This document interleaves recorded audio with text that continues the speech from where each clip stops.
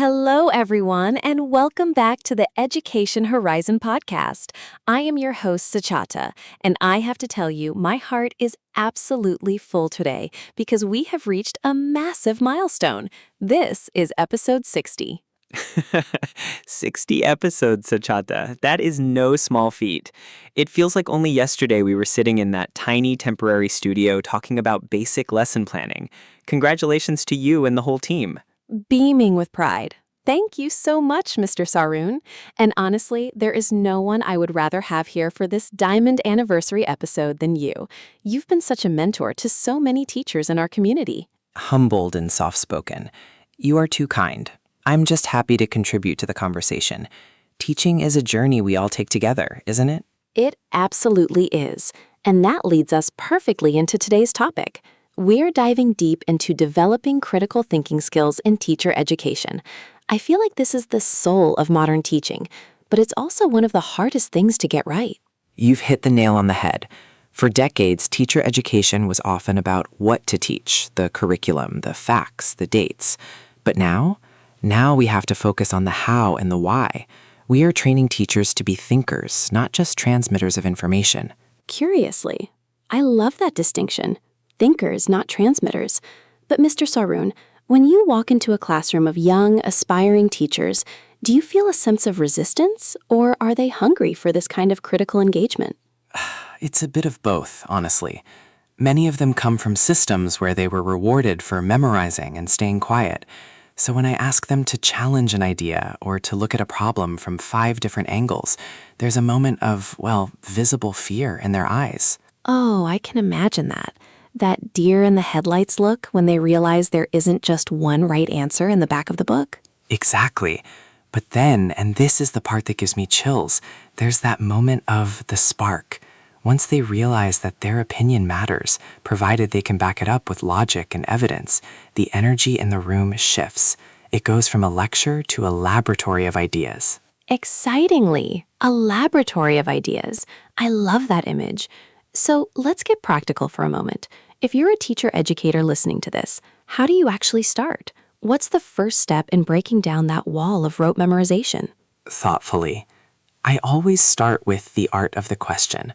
In teacher education, we have to model it. I don't give them the solution to a classroom management problem.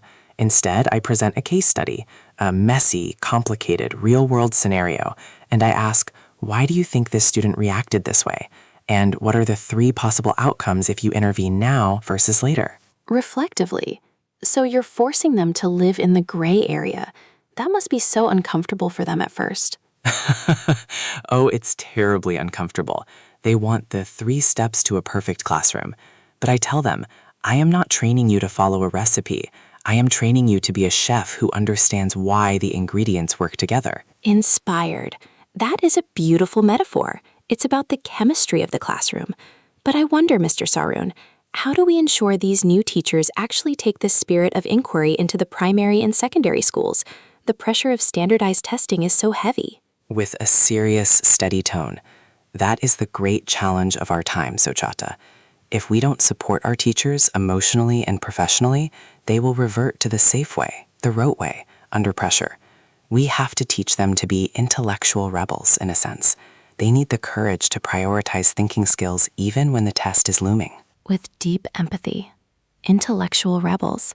I can feel the weight of that. It takes so much bravery to stand up for a child's ability to think when the system just wants a score. Have you seen a particular student of yours really embody this? Warmly and proudly, I have. I remember a young woman, Sophia. She was so shy. But through our sessions on critical pedagogy, she realized that her students in the rural provinces needed more than just reading. They needed to solve local problems. She had her 5th graders analyze the local water waste issue. They weren't just learning science. They were using critical thinking to improve their village. That is, wow. That's why we do this, isn't it? To see that ripple effect. It's not just about a degree. It's about a community transforming because one teacher learned how to think differently. Quietly, precisely. When a teacher starts asking what if instead of what is, the whole world opens up for their students. Taking a deep breath, composed. This has been such a powerful conversation for our 60th episode. Before we wrap up, what's one piece of advice you'd give to a teacher who feels stuck in a rigid system but wants to start fostering critical thinking? Encouragingly, start small. Tomorrow, don't give an answer. When a student asks you a question, even a simple one, say, "That's a great question. How could we find the answer?" Give them the power. Just for 5 minutes. See how it feels to share the discovery. Smiling. Start small. Share the discovery. Mr. Saroon, thank you for your wisdom, your heart, and for being here for this milestone. You've given us so much to think about. Graciously, it has been my absolute pleasure. Here is to 60 more episodes of growth and learning. To 60 more, and to all our listeners, thank you for being part of this journey. Go out there, ask the hard questions, and keep your hearts open. We'll see you in the next episode. This is Suchata, signing off from Education Horizon. Goodbye, everyone. Keep thinking.